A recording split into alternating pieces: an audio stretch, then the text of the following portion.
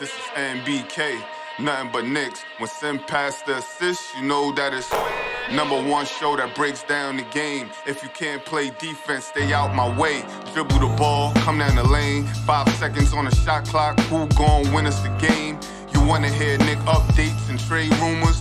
Postgame reviews, this the place to tune in. So tell a friend just to keep the ball moving. Like the page if you feeling the movement. Every game we coming to win. Give us a sub like a player that came off the bench. This is NBK, nothing but Knicks.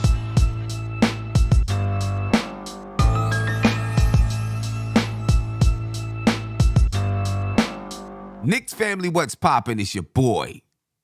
Ladies and gentlemen, what a beautiful basketball game from the Knicks tonight as they take down the Boston Celtics, outlast the Boston Celtics 131-129 in double overtime with a career-high 38 points from Emmanuel Quickley and also 55 minutes from Emmanuel Quickley. Ladies and gentlemen, this team, man, I mean, there's some magic in the air, no doubt about it. No doubt about it. There's some magic in the air, man. Let's talk about it. I got my man Tony Crow in the building. Nate the Great is in the building. Tony, what's poppin', my brother? How you feeling, man? What's good, Sim? Shout out to the chat, Nate. Yo, Black, it's time. Oh man, it's a beautiful night, man. Beautiful Sunday night. I'm gonna sleep well. I'm gonna enjoy this show. When you talk about IQ, make sure you put the H in front. You know what I mean? That is him, Emmanuel. I'm so proud of this team, man. I wanted Brunson to rest, and I just wanted us to compete, and we did more than compete. You know what I mean? We actually made a statement out there for the world to see. As a matter of fact, this is more of a statement game than when we beat them a couple of days ago, because we did it in Boston without one of our top 2 players. You know what I'm saying? That's way more of a statement game. Way more. As a matter of fact, if it went into double overtime like it did, and Boston would have won, it still might have been a bigger statement game than the last one, because the Knicks did it without Jalen Brunson. That's what I would have came in here and said, son. Like, you know what I mean? Honest truth. Yeah, I mean, big game, man. Nate, what's going on, man? Oh, man. Just on cloud 9 right now. The Knicks are playing really well. Scrappy game. Nate, you got a lot of static, man. You're going to have to go out and come back in. All right. Got a lot of static jumping around over there. But Tony, I mean, you know, I don't know. I mean, let's talk about Quickley first, I guess. Right? You know, all season long, we've been talking about Emmanuel Quickley's progress. Right? And you know, how much better he's gotten defensively. And now, you know, he steps up when Jalen Brunson is out and, you know, has a game like this. And it's not like he did it by he scored 38 points. He took 28 shots, but he shot 53% from the field. He shot 41% from the three-point line. You know what I'm saying? You know, amazing basketball game from Emmanuel Quickley. A coming out party for Emmanuel Quickley, for real. You know, on national TV. Yeah, 2 blocks. On national TV. In a playoff-type atmosphere. You know what I mean? Against one of the best teams in the league. What more can you ask for from IQ? I mean, I talked about it the other day, that he's been the 3rd best player on this team, you know, for probably the last 20 games or so, maybe even more than that. And he's proven right now that he's the 3rd best player on this team, you know, with his play tonight, the way he took over the game tonight. And RJ had a good game. 29 points, 11 rebounds, shot 45% from the field, 33% from the three-point line. Had a good basketball game. You know what I'm saying? But Emmanuel Quickley was just better. You know, and when it came down the stretch, obviously tonight you wanted the ball in Emmanuel Quickley's hands because it was hot. He was getting it done. You know what I'm saying? Just your thoughts on Emmanuel Quickley and what he's doing. What he's doing. I mean, phenomenal. I think honestly, I'm pretty sure you can go back to like 40 games back to where IQ's production has been, pretty stellar. I had read something a couple of days ago. But yeah, man, he was shining tonight. Best game of his career by far. Defensively, he showed improved. I'm kind of speechless, man. He was the guy that actually performed 2 years ago in the play. You know what I mean? One of the few guys that performed in the playoffs. So I'm just excited because I know he's ready for more of this. You know what I mean? And I mean, what can you really say, man? No faults today, no flaws. Yeah, Great decisions. The Knicks, ladies and gentlemen, are currently 39-27. They're on a 9-game win streak. The longest win streak now in the NBA. All right, they now have the longest win streak in the NBA because Milwaukee lost. 9-1 in the last 10 games, 12 games above 500. They evened up their division record now, so they're now 8-8 in the division. So all the way across the board, the Knicks are 500 or better. You know what I mean? They're 28-16 in the conference, 8-8 in the division, 19-15 at home, 20-12 on the road. All right, 9-1 in the last 10 games. This team is playing just great basketball. 2 wins away from securing a 500 record for the season. 2 wins away from securing a 500 record. You know what I mean? Can I ask? It's more so to the chat because I'm sure I know your answer.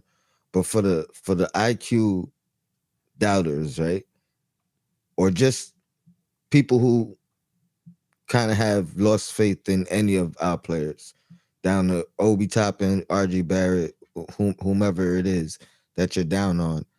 I'm sure there was a time where you was down on IQ. You know what I mean? Maybe this can just help you be a little bit more patient with some of our other guys, because I think all of our guys are capable of some great moments like this. You know what I mean? It's just a matter of the opportunity and letting them rise to it. Yeah. And the thing with IQ, it feels like he's built to have moments like this. You know what I'm saying? He's not afraid of the moment. He's not afraid to take the big shot. Right? He's not afraid to miss the big shot. You know what I'm saying? He's not afraid to do any of that. You know what I mean? Emmanuel Quickley is, he's not afraid of anything. He's not afraid of anything. And it was like that since he's come into the league. Right? You've seen him, he came into the league shooting the ball and demanded that you respect his style of play. Now he's grown and figured out how to play within Tom Thibodeau's system. You know what I'm saying? And now he's become a really good defender, and you almost can't keep him off the floor. And Sim, more proof of his more fearlessness. You know what I mean? Like, that could rally the other team. He don't care. He's not worried about that. He's like, all right, well, it could rally me too. Yeah, you know what I mean? And that's just that's just who Emmanuel Quickley is. So he's got that spirit. He's got the obviously he's got a natural love for the game. And I think the stream went off for a second, but it should be back now, right? He's got a natural love for the game. He plays with a lot of heart, plays with a lot of passion, and he's very, very marketable too, which is going to be another reason why the Knicks they are going to keep Emmanuel Quickley because he's marketable. He's like that Steph Curry type of marketable. Kids will love Emmanuel Quickley. They love Emmanuel Quickley now. You know what I'm saying? The Knicks got a guy on their hands, and let me tell you, I said it before. As the Knicks are trying to make moves to bring in a star over the summer, Emmanuel Quickley is going to be one of the first players mentioned from other teams because he only makes $2.something million this year, $4.1 million or whatever it is next year. You know what I'm saying? So teams are going to be like, we want him because we don't got to pay him a lot of money and he's going to give us great value. You know? Keep that dude. Knicks got to keep that dude, man. They got to keep him. Let me get to a super chat, then I'm going to get to a phone call. Hinton Murphy. Oh, Greedy Grizz said, Sim, where you at? Listen, I know I was a little bit late. It's because the Knicks went into double overtime. I had it set for 10:30. Then I pushed it back to 10:45. Then I had to push it back to 11 o'clock because it does take some time to get set up. Hinton Murphy, thank you for the super chat. I appreciate you, my brother. All right, thank you for the super chat. And let me get to phone call real quick, and we'll get back to talking about, wrapping up this basketball game. Caller, you're live. Tell me your name and where you're from, please. Sim, it's Bree. Congrats on your coaching your team to a championship. Thank you. I appreciate it, man. It's been a wonderful weekend of basketball. Hey, absolutely.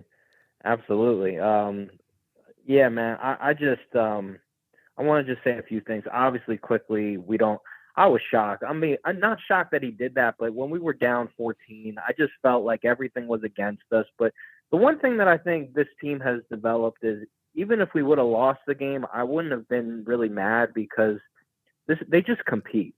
They just even if we lose, I wouldn't have been mad at the team, Sim, because our attitude and the way we're approaching these basketball games, I feel like is different. It's just I know it's like everybody tries, but I just feel like the attitude around the team is they don't want to let each other down. One thing I want to say is I like the fact that they actually put the ball a little bit too in Josh Hart's hands at times to get even IQ off the ball at times a little bit because he played 55 minutes, but a couple times they had some success with Hart doing a couple pick and rolls with him. Yeah, well, part of that was exactly what you said, so that Emmanuel Quickley could come off of like a double screen to get the basketball. Plus, they recognized a mismatch when they had Al Horford on them, right? So you got Al Horford on Josh Hart. Okay, get something going to the basket. And he scored 2 clutch points going to the basket with Al Horford on him. You know what I mean? And, I wouldn't expect that he's going to be your lead guard out there. But he's another guy that can handle the ball. They're not going to take it from him. He's a good decision maker. He's a smart basketball player. You know what I'm saying? So, you can trust him. And I think that's big. I just think I needed to see a different look. And, the fact that at least they went to something different because, you can't just ISO Randall the whole time. And you can't quickly, as much as he handled it, and he was amazing, you needed to give them a little look. I thought that was effective. I thought Hart had a couple big rebounds over – I don't know how he got some of those rebounds. He got fouled. I mean, just Josh Hart's awesome. But let me just say this on Quickley. Quickly, also, before I get to Quickley, one thing on Randall. I'm proud of Randall. He fought. He didn't see the double at times. A couple times with his back turned, he turned it. There was a couple things with Randall that was not good. And I thought he could have swung the ball to RJ one time. I thought he could have made that one extra pass. But overall, I'm proud of Julius. But one thing on Quickley is, do you think they underestimated him, Sim? Who? The Celtics? The Boston Celtics? I don't think so. They all have scouting reports. They know who Emmanuel Quickley is and what he can do, in my opinion, as far as being able to score the ball. And I'm pretty sure they remember when Jalen Brunson was out a couple months back and he played very well for him. Did they expect he was going to score 38 tonight? Probably not. But I think they knew he's a guy that can get you 20 points, 20 to 25 points on any given night. I think they knew that. Yeah. I mean, he was on fire. I just I don't know, he had everything going. He had the floaters, he had the threes, the transition. I mean, he even made great passes. Yeah. How many? He had one turnover. I mean, this was his best game I've ever seen him play. But to be fair, he's played great for 50 games. Yeah. I know guys develop and get better, Sim, but in the preseason and even at times where he would drive you nuts and go out of control, I literally don't see that from him anymore. Right. He's learned. He's grown and he's growing. 38 points, 8 rebounds, 7 assists, 4 steals, 2 blocks, only 1 turnover. That's huge. Right? That's a mega performance. I mean, RJ was solid. Right? I think he was solid tonight. I mean, he had 29 points, shot 45% from the field. That's more than solid, to be honest with you. 11 rebounds. I was gonna say that, son. Yeah, I think he was more than solid. Yeah. 11 rebounds, 3 assists, 1 steal, 1 block, only 2 turnovers. You know what I mean? RJ did. I mean, obviously with Emmanuel Quickley playing the way that he played tonight, the attention is going to go to Emmanuel Quickley, but RJ played a good basketball game. Julius Randle, if it weren't for the turnovers, I'm not going to say he didn't play a good basketball game. He played a good game, but had 7 turnovers. 31 points, 9 rebounds. 31 points for Randle, 9 rebounds, 4 assists, 1 steal, shot 50% from the field, shot 38% from 3. Do you think a couple, though, Marcus Smart there were times where Marcus Smart wasn't the initial defender, but then when he had his back turned, Smart would just rush up to him and he wouldn't see it. Do you think some of it is the Celtics are a really good defense and they were quicker than he thought, or do you think Randle was a little too lackadaisical at times, in your opinion? I think it was a good defensive scheme, right? They studied him and said, okay, Jalen Brunson isn't there. When Randle turns his back, go get the ball from him. I'm sure they've seen other teams do it, right? When Randle gets the ball, especially, anywhere that he gets his ball, when he turns his back, he turns his back to, start to back you down. And sometimes he turns it in a bad position, especially when he's in the post. He doesn't turn his back to where he can see all, the other 4 defenders. He turns his back where his body is facing the baseline. His face is facing the baseline sometimes. And so a defender can come from behind. When he's at the top of the key, he'll get the ball at that free throw line, in the middle of the free throw line. Once he turns his back, there's 4 defenders behind him that he can't see. So that's an adjustment that he's got to make and figure out, all right, what am I going to do? How am I going to get this shot? Because when I turn my back, now everyone around the league seen it and watched this game and said, this is something we could do. So it's something he's got to adjust to. You know what I mean? I agree. I'm proud of him. He's still. I'm proud of the whole team. And I'll just say this last thing, man. Mitchell Robinson, thank you for contesting on the last play, not giving up when Tatum made that pass. Thank you for making that extra effort. I know. Look, if he made the shot, he made the shot. But at least you tried your hardest to contest. Right. And Quentin Grimes, I know it was a bad foul, but I'm not. Quentin Grimes, I still trust you. I just would like Quentin Grimes, if I can get you a little more involved, some more shots to feel good about yourself. I didn't feel like Quentin was a part of it. So I hopefully I can get Quentin back in this thing. But Sim, let's enjoy this, man. I'm so proud of this team, and this team is special, man. But you have a good one. No doubt, appreciate it. Ghost Rider, thank you for the super chat. He says, salute Sim, Tony in the chat. As IQ, the future star we expect RJ to be. You know what? I'm not even going to put any expectations on him. I'm going to just let him be what he is and figure it out from there. You know what I mean? Well, I don't know if he's the future, superstar. I don't know if he's a superstar like that, but he's critical to this basketball team, and I think he'll be critical to any basketball team that he goes on. When a while ago we did a show, I don't remember if it was on my channel or yours, but I asked the question, who had the most potential to be a star out of our young guys, and that included RJ, and my answer was IQ. So I I think he has the highest ceiling to become a star out of all of our young guys. Yeah, and I was I don't know if, and maybe it was on your show. I don't know if it was the same one. You know, I was asked a question. I was asked one of those questions too, and I said, yeah, you know, probably IQ because of you know, his elusiveness. You know, he has just like that it factor that we were talking about. You know, kids, everybody's gonna really love Emmanuel Quickley, you know, because of, you know, the fun factor that it brings to the game. You know, his elusiveness, his ability to go off the dribble. He can obviously shoot the three. He can step back and shoot the three. He can float it. He's working on a pull-up jump shot. A lot of things that he can do. You know what I mean? And he's turned himself into a really, really good defender. You know what I mean? Grady Grizz, thank you for the super chat. He said, this game really showed how bad we needed a Josh Hart. We lose this game if it wasn't for those rebounds. Without a doubt, 10 points, 8 rebounds for Josh Hart tonight. You know, and he's proven himself to be so critical to this basketball team. Just critical.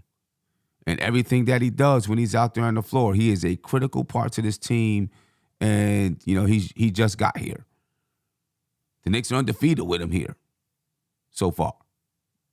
Right? They're probably, you know, at one of these times they're going to slip up and lose one. But right now they're playing great basketball with Josh Hart out there on the floor, man. And he's really, you know, when you talk about glue, he's the ultimate glue guy. Gluing things together for this basketball team. Corey Williams, thank you for the super chat. He said, getting Josh Hart feels like when we got J.R. Smith.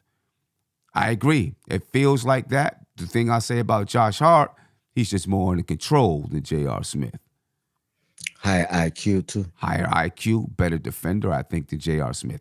Obviously not a better scorer than J.R. Smith. You know what I'm saying? J.R. Smith was, you know, had uber talent. You know what I mean? Uber talent.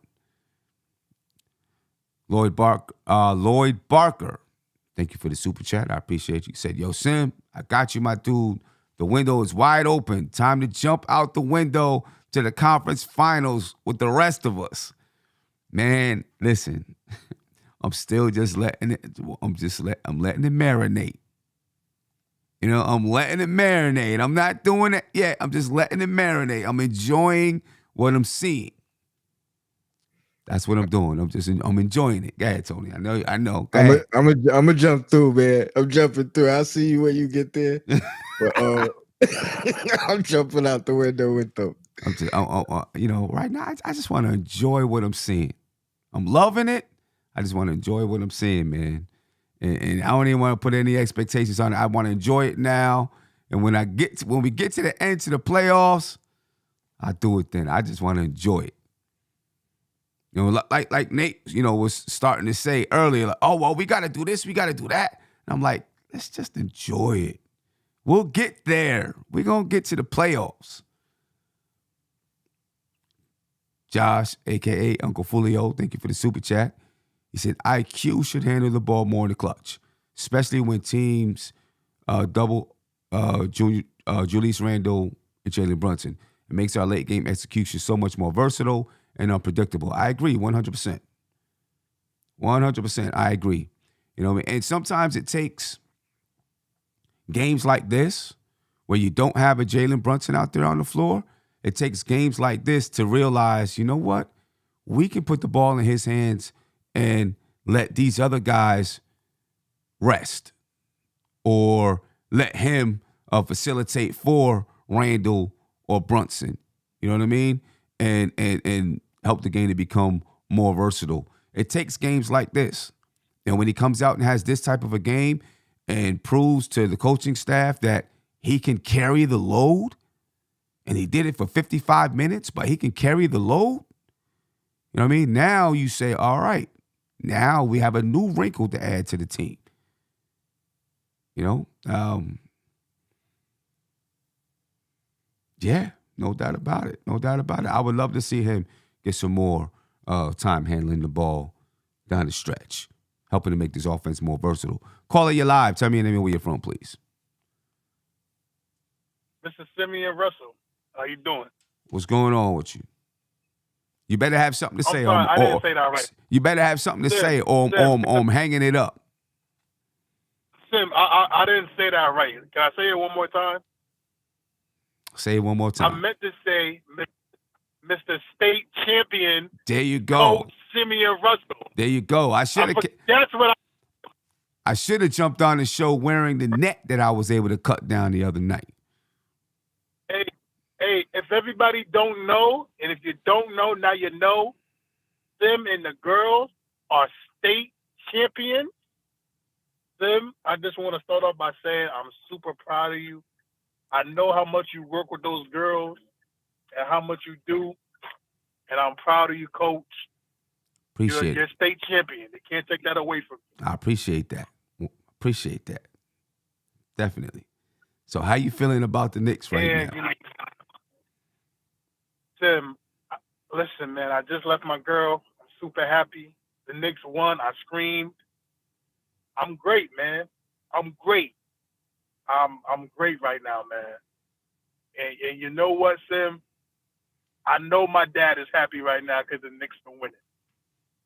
I know he's happy right now. Yeah, there's no doubt about that. This was a great win. This is a great win. You don't get better than this in double overtime. No Jalen Brunson. This team is just. I mean, you're talking about 2012. Listen, Sam. I'm falling in love with this team. This team plays for each other. If Emmanuel Quickley, Sim, isn't, and to me, the 6th man of the year, I think it's a robbery right now. This guy is playing the best. I mean, the best basketball of his career so far. Not bad for a D plus player. What you mean a D plus player? What you mean by that? They gave him a grade when he first got drafted by the Knicks. It was okay. I see what you're saying. I mean, Sim. I mean, what more can we say? We won 9 games. I'm not gonna lie to you, Sim. I was like, you know what? Jalen Brunson's not playing today. The Knicks, the Boston Celtics got Jaylen Brown. I was like, all right, they might give this one away, but they said no. We're gonna keep winning. We're gonna keep playing hard, and they're gonna prove people wrong. And again, if this wasn't the game that woke everybody up, if the other game, if the Celtics game on Monday didn't wake everybody up, this one definitely did. Sim. 9 in a row. RJ stepped up when we needed him most.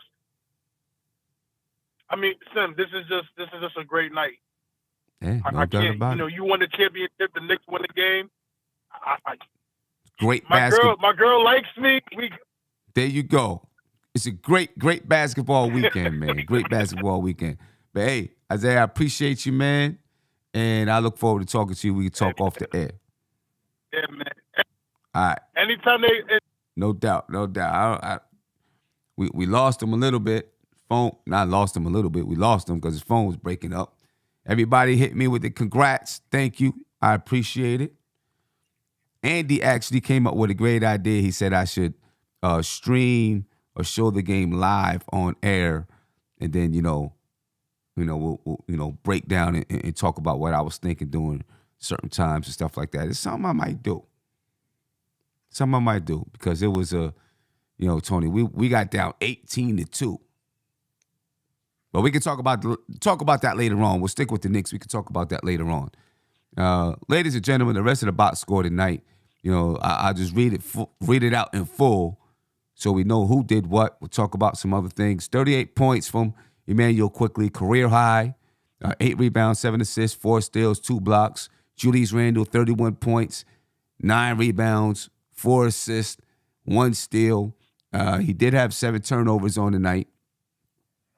Shot the ball well, 50% from the field, 38% from 3. R.J. Barrett, 29 points, 11 rebounds. Mitchell Robinson had 13 points and 14 rebounds. Since he's been back, this is the, I think, 4th double-double in 5 games or something like that. Big plays for Mitchell Robinson. Like Spree said when he was on the line, he loved the fact that Mitchell Robinson contested Al Horford's shot. You know what I'm saying? Which, could have been that just contesting it. Al Horford had made 6 3-pointers on the night. Just contesting it could have been the reason that shot didn't go in and the Knicks win. You know what I mean? Josh Hart, 10 points, 8 rebounds, 2 assists. Really, really big win from the Knicks tonight, ladies and gentlemen, over the Boston Celtics. More of a statement game than the previous game. That's without a doubt. This was definitely a statement game for the New York Knicks, ladies and gentlemen. All right, in double overtime. The Celtics and the Knicks were tied at 54 rebounds apiece. All right, so the Knicks, hit the boards. 27 assists for the Celtics, only 18 for the Knicks. 7 steals for the Knicks, 8 for the Celtics, 4 blocks for the Knicks, 5 for the Celtics. The Knicks did have 19 turnovers on the night, a testament to the Celtics defense. I will say that.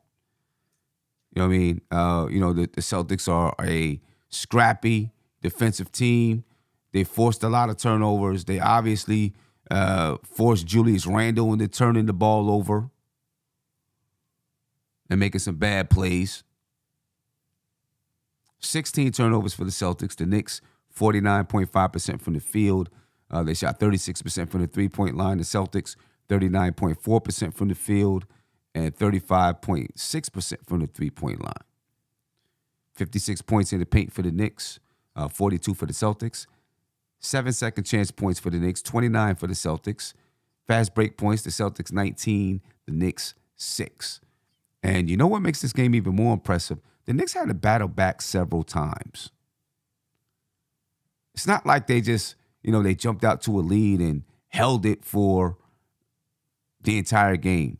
They had to battle back from 14, had to battle back from 11. They continuously battled back. And without having your guy out there, Jalen Brunson I'm talking about, and to still be able to battle back on several occasions, to me is impressive. Because they just never stopped playing. Never stopped playing. Never said to themselves, because they easily could have said, all right, you know what? We can pack this one in. Jalen's not here.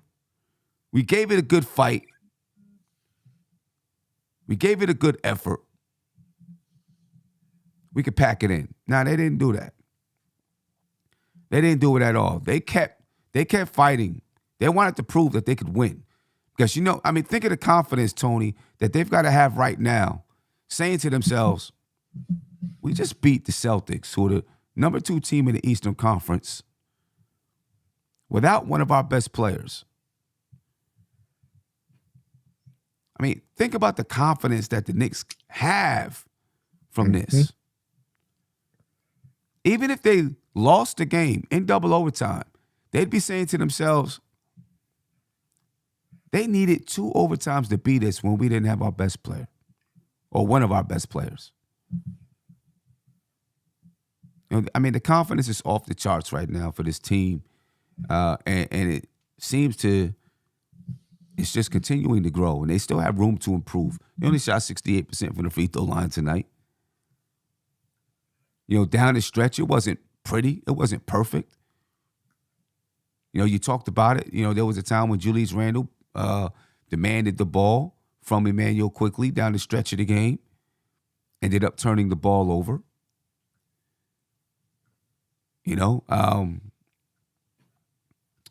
I think, though, in the overtimes, he realized, you know what? I demanded it. I turned it over. He let Emmanuel Quickley rock in overtimes. Gave him the ball and got out the way and let him go, And you know what? I'm not even gonna lie. If I was Randall after I hit that 3 against Miami, I might have said, let me see if I could do it again. I might have said it. Let me see if I could do it again. Game went into overtime, double overtime. He moved out the way, let Emmanuel Quickley do his thing. And that's the definition of a team, though. when you realize, dang, I made a mistake, so I'm gonna give it up to somebody else. You know what I mean? Yep. You know, that's how it goes. I made a mistake. I should have let him rock. You know. And, Yep. and adjusted, you know what I mean, after the overtime to that double team. Right. You know what I mean? So it's continuous learning from everybody. You know what I mean? And we getting better and better. I still don't think we peaked. Like, that's the funny part. You know what I mean? I still don't think we've peaked. Yeah. I mean, I wonder what peaking is then for this team.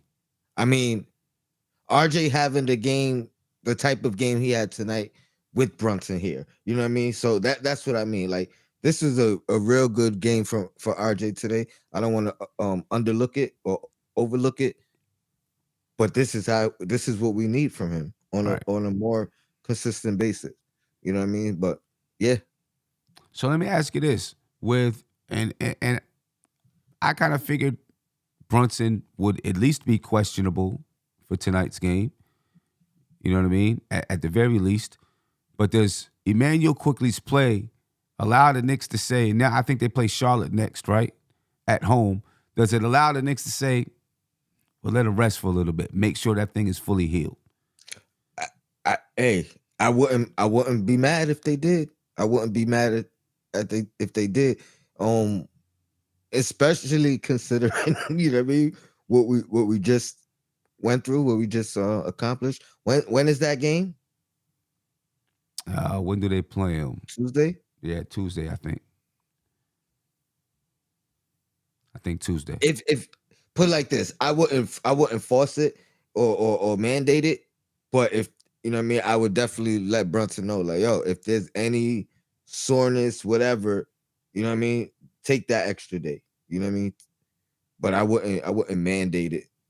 So but I'll definitely put it in his ear, like, yo, you know what I mean? We need you 100%. Right. So. Right. And I mean, I don't think, I think Jalen Brunson would understand, and I think Emmanuel Quickley would continue to step up. Now, it'll go back to, you know, when Jalen Brunson was out the first time, the bench really started to, you know, you wasn't getting as much production off the bench. And if you look at it tonight, the Knicks didn't get that much production off the bench besides Josh Hart. Will that concern you? If you got to rock with IQ a little bit, the bench production. Now, obviously, you know, IQ would probably start playing the starters minutes plus the minutes that he would have been playing on the bench. Yeah.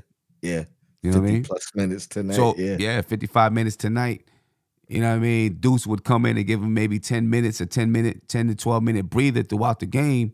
But throughout this time, Quickley would probably be playing 42, 43 minutes.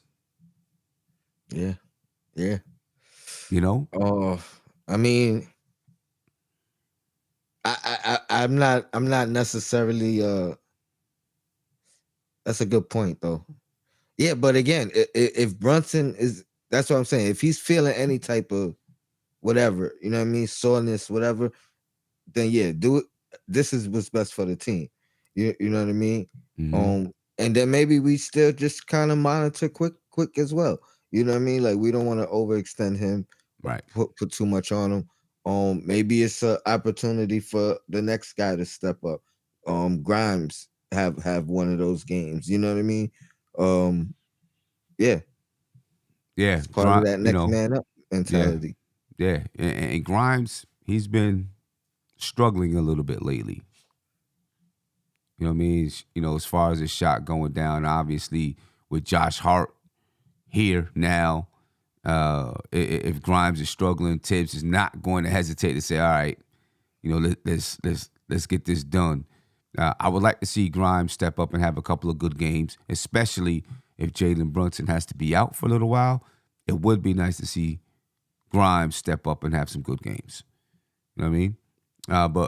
But RJ, he'll have to step up and have some big games because he'll be playing some with that second unit too. So he'll need to continue to have some big games. Quickley, I'm pretty positive, will continue to play good basketball. I mean, he's been playing good basketball all season long, giving you 14, 15 points a game. No question in my mind, without Brunson there and him having more minutes on the floor, he's going to give you 20. And then, maybe Josh Hart, he might play a few more minutes too.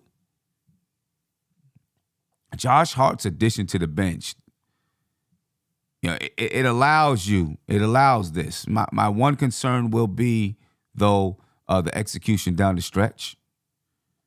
The execution down the stretch tonight was a little, you can just feel it and see it, right? That you're not sure where you're going or who you're playing through when Brunson's not there. You're just not sure. Now, after tonight, will Randall and Thibodeau feel more comfortable just playing through IQ?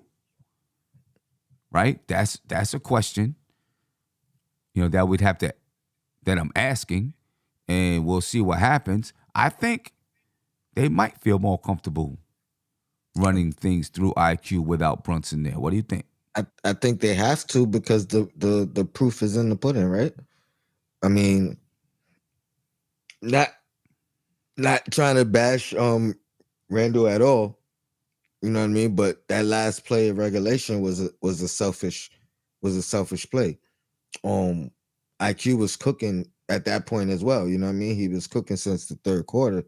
Randall had some big moments as well, but the way he demanded the ball made the whole offense stagnant. You know what I mean? Where he could have positioned himself in a spot to still get the ball for him, but not right. You know what I mean? Not right at that moment. Ended up being a turnover as well. And then, like I said, he adjusted moving forward, and IQ kind of just still took over the game. Did he score all the points in overtime? I know it was like first seven. The first seven. The only thing about the spot that he got the ball is that's the spot, even when Brunson is there, that's the spot he gets the ball. It wasn't necessarily the spot, it was the spacing. You know what I mean? Like at that point, Quickley was so close to him, you might as well reposition or let Quickley take a step back or do whatever he. I mean, you know he did though. Like if you look at it, Quickley gave him the ball and then he moved down to the corner. And Quickley moved? Yeah, Quickley moved down. No. I know afterwards. Right? I was just saying it where he gave him the ball. Now he definitely moved afterwards. I mean, but that's the thing. What I'm saying is like that's their play because that's exactly the spot that Brunson gives him the ball. When he gets the ball in that area, that's where Brunson gives it to him too. You actually absolutely right. It's actually just a pet peeve of mine because they did do that throughout the game. I just feel like they be so close to. It's no spacing. You know what I mean? Like I mean, it's set up. They give him the ball, slide to the corner. If they're gonna isolate, you might as well just have give them the ball, then have someone move. All four people go to the other side of the floor, and now you're isolated on a wing, and you can face up and you can see where all of the other players are. Mm-hmm. So when he gets the ball in the middle there, and there's two defenders on either side of them, because of your teammates, you don't know where they're coming from. So if you're going to ISO one player, why not ISO that player on a wing where they can now see all four players, all of the other defenders. They can count them 1, 2, 3, 4, so they know who's coming and where they're coming from. You know what I mean? It is a weird design, of where he gets the basketball right there in the center, especially at that time. If you're going to one player, which they should have gone to IQ, and I know there was no timeouts. So this was up to the team to decide who was going to get the ball and when. Because Tom Thibodeau, he can scream and holler and yell. The players may or may not hear him. You know what I'm saying? So the team was going to decide who was going to get the ball at that point in time, not Tom Thibodeau. IQ should have been the one making that attempt. But if you're going to ISO a guy, whoever you're going to ISO, I just don't understand why you don't just move everybody to one side of the floor and let that guy go ISO from that side. You know what I mean? Instead of in the center of the floor and then have, defenders that can come from anywhere, especially in that situation. I can understand it in the middle of the game. In the middle of the game, that guy may not be the one taking the shot, right? You might be kicking it out to whoever and making some other things happen. But at the end of the game, if you know one guy is going to take the shot, move everybody else out the way. You know what I mean? But either way, the Knicks got the win. Old Head said, so we see now we have at least 4 players capable of dropping 30. No doubt about it. You know what I'm saying? We do. We have at least 4 players that are capable of getting off at any time. I thought it was gonna be a 40 piece. So, and it was close enough that I'll say we got 4 people that could drop 40. Yeah. And then I want to throw this up here, man. We not complaining, man. I was just highlighting something that we seen. Yeah. You know what not I mean? Complaining. Like we happy. we haven't been happier. Yeah. Yeah, no doubt about it. Let's check it out. You say, for us to stop complaining, but I guarantee you in the locker room, the team is looking at things to get better. They're not just like, oh, yeah, we on a 9-game win streak with 12 games above 500. No, they're saying we had 19 turnovers tonight. We shot 68.8% from the free throw line. We didn't execute the best in the clutch situation. They're looking at those things so that they can get better the next time they go out.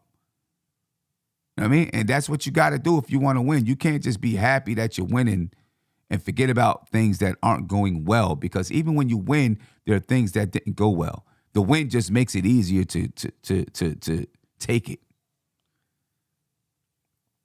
You know what I'm saying? Just makes it easier to take it. But trust me, we are happy that we're winning basketball games. We're not mad at all.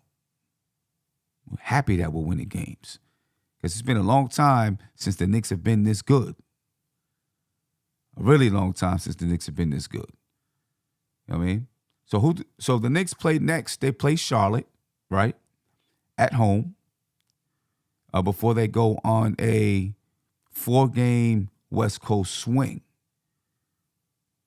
Right? So if all goes well, the Knicks will have a chance to enter that 4-game West Coast swing on a 10-game win streak. And if the Knicks hit this 10-game win streak, I think that'll be the longest win streak they've had, I don't know, since when? 9-game win streak is the longest that they've had since the team that went to the playoffs just a couple of years ago. That team had a 9-game win streak down the stretch of the season to carry them into the playoffs. The Knicks are currently on a 9-game win streak. They could possibly turn it into a 10-game win streak. And that'll have to be the longest win streak that the Knicks have been on in years, ladies and gentlemen. In years. And they look like a team. They look like a team that is ready to reel off a few more wins with the way that they're playing. I'm saying they're ready to reel them off. And I'm not taking any team for granted. The Charlotte Hornets right now, obviously, 20 and 46, 14th in the Eastern Conference. On any night, any team could beat anybody. There's no doubt about it. It's a game that the Knicks should win. Obviously, it's not a must win, but if you want to stay, if you want to keep pace with the Cavaliers, you want to continue to spread your lead over the Brooklyn Nets, you got to get this win. But if you really got your eyes set on a 4th seed, you gotta beat Charlotte. You gotta beat the teams that you're supposed to beat. If you got your eyes set on the 4th seed, you gotta beat those teams. So the Knicks, they need to get that win. They get the win against Charlotte, The Knicks will have 40 wins, ladies and gentlemen. They beat Charlotte. They'll be 40-27. They're currently 39-27.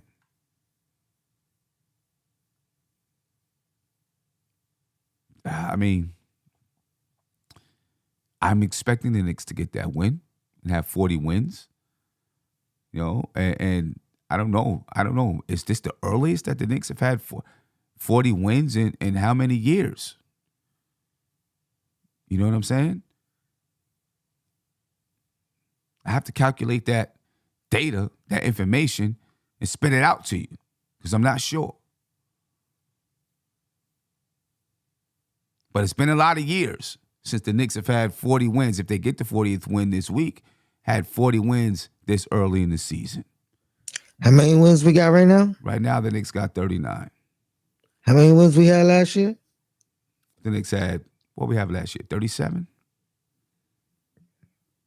Yep, they were 37-45 last year. So, of course, they've, got more wins than last year already, right? They're 11 games away from 50.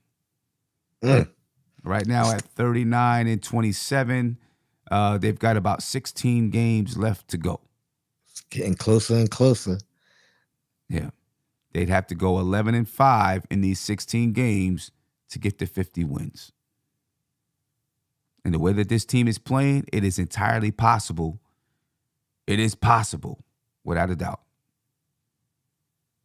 It's definitely possible, man. Just a beautiful win from the New York Knicks, ladies and gentlemen. Couldn't ask for more. Can't ask for more.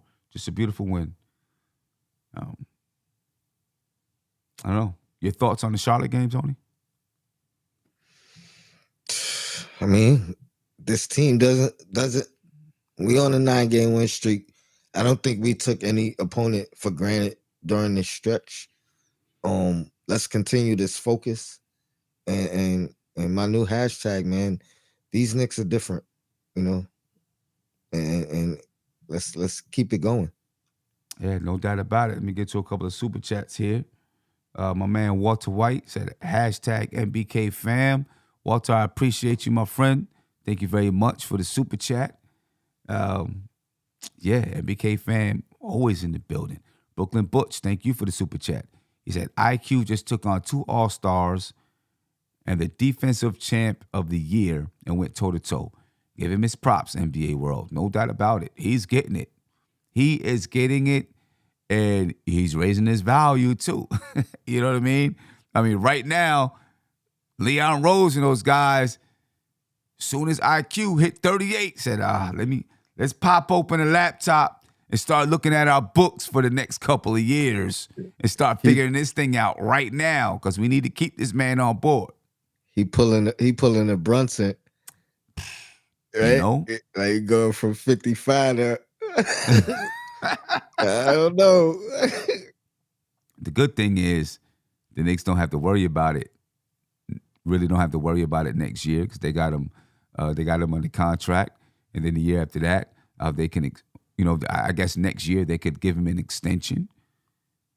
You know what I mean? If he continues to play at such a high level, and I'm not saying 38 points every night, but if he continues to play at a high level, he'll get that extension. He'll get paid. You know what I mean? But right now, if Brunson is out for a little while, he's going to have the chance to really say, yeah, look how good I am and can be. You know what I mean? Look how good I am and can be. Big shout out to Emmanuel Quickley, ladies and gentlemen. Big shout out. Glad the Knicks got him. And I'm pretty sure the executive team, Leon Rose and those guys are like, see what we did? See who we brought in? You know what I mean? So, Shine Cubes, thank you for the super chat. Said Randall is on pace to break Fournier's record. He said, Sim, can we start tracking a minimum of 4 threes per game? Salute to the chat. No doubt about it. We will. And Randall's been doing it all season long, right? Breaking records all season long, putting his name down in the list of all-time Knicks. He's been doing it the entire season. The entire season, ladies and gentlemen. This entire team, Emmanuel Quickley. Tony was saying just before we got on that he thinks Quickley was number 2 in Sixth Man of the Year voting, and after this game, might move up to number 1. Something special going on with this team, folks. Something real special going on with the New York Knicks right now. But Tony, I'm going to get up out of here for the night. I think I'm going to, now that I have a little bit more free time, I think I'm going to jump on sometime tomorrow and really, do a nice deep dive and focus in on Emmanuel Quickley and what he's doing for the team and, talk about his contract situation and all that kind of stuff. So I'll jump on with Andy tomorrow and talk about that. Because now that the season is over, and let me tell you, it's been I don't want to say excruciating. It's been a very busy, high anxiety last 3 weeks for me with the girls' basketball team. You know what I mean? Like, a lot of work that we had to put in to do what we did. And I can't imagine what it's like when I look at the amount of work we had to put in to win a conference championship and then win a state championship.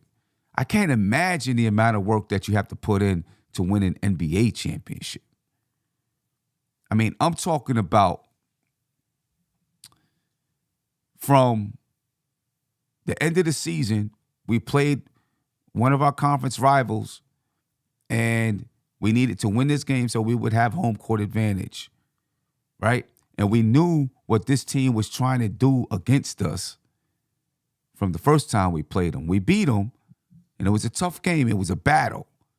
Every time we play this team, it is a battle.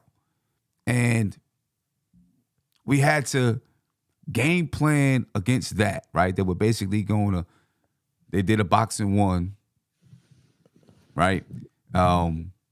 And so we had to figure, okay, what are we going to do against their boxing one, right? And then and we beat them.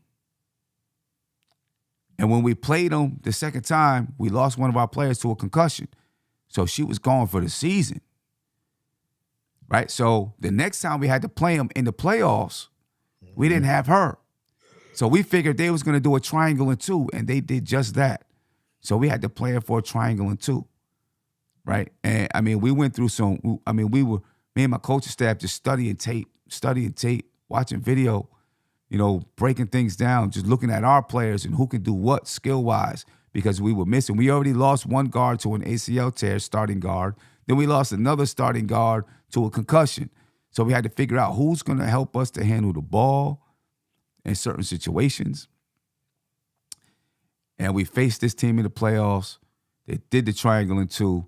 It backfired on them. We beat them by the most points that we had beaten them all season, right? We advanced to the conference finals the same week, right? And we played a team that we hadn't beat yet. They were the number 1 team in our conference. We hadn't beat them. We lost to them twice by double digits. Now we're down one of our primary ball handlers. We had to figure out how we were going to beat them. Somehow, some way, we figured it out and we beat them. And it was so much anxiety. We had girls get sick at the end of the game. You know what I mean? And, I mean, just mad anxiety. That's the one where you said everybody collapsed at the buzzer, lay down, stretched out. It was an excruciating week of basketball. Just trying to figure out what we're gonna do.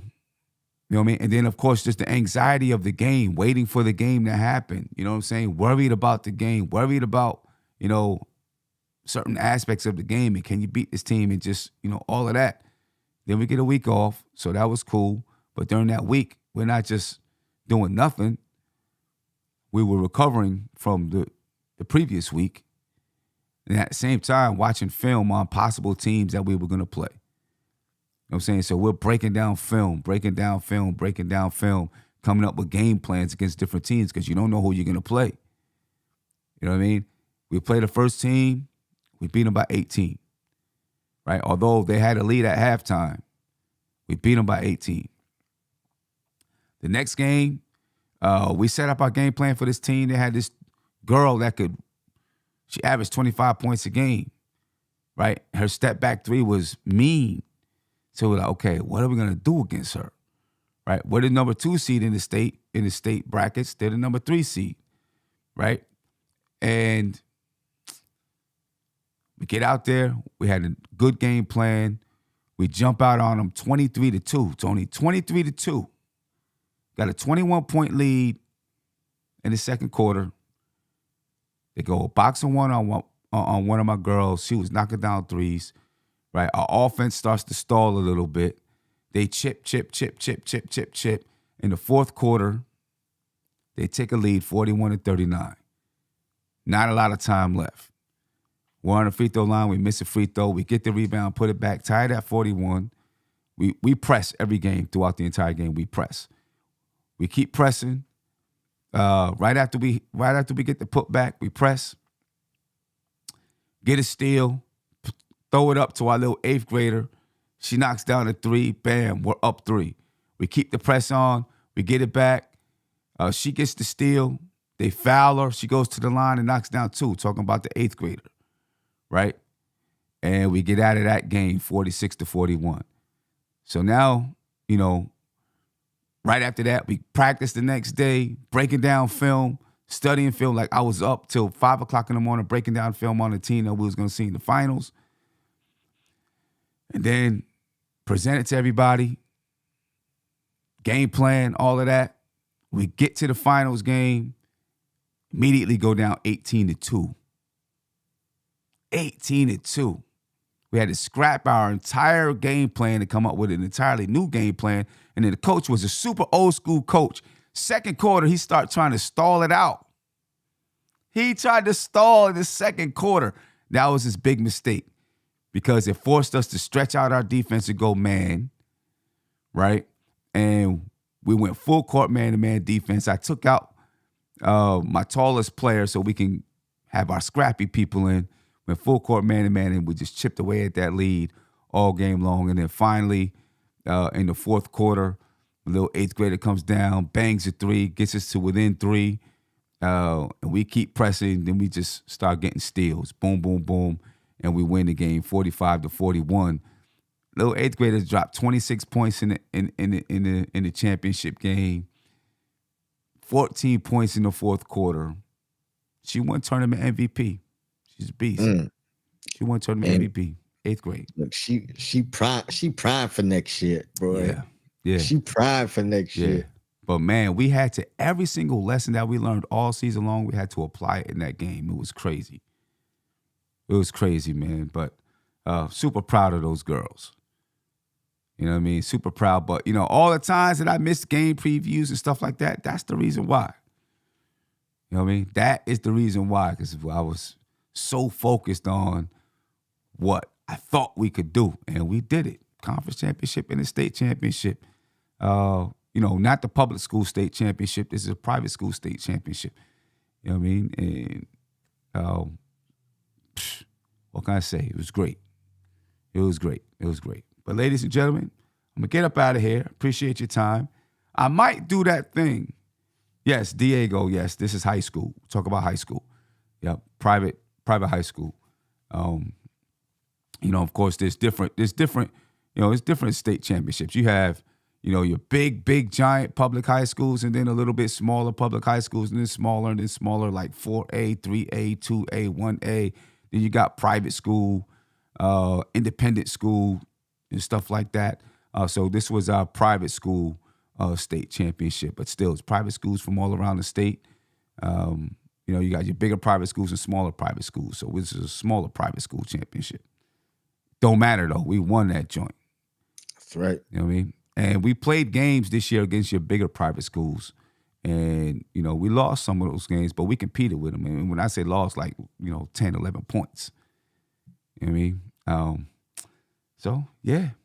I might do what Andy said, too. That might be fun to do. But anyway, I'm going to get up out of here, man. I appreciate your time, ladies and gentlemen. No doubt. Smash that like button.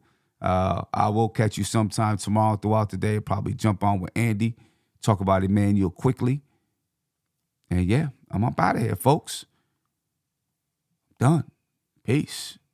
This is NBK, nothing but Knicks. When Sim passed the assist, you know that it's #1 show that breaks down the game. If you can't play defense, stay out my way. Dribble the ball, come down the lane. 5 seconds on the shot clock, who gon' win us the game? You wanna hear Nick updates and trade rumors? Postgame reviews, this the place to tune in. So tell a friend just to keep the ball moving. Like the page if you feeling the movement.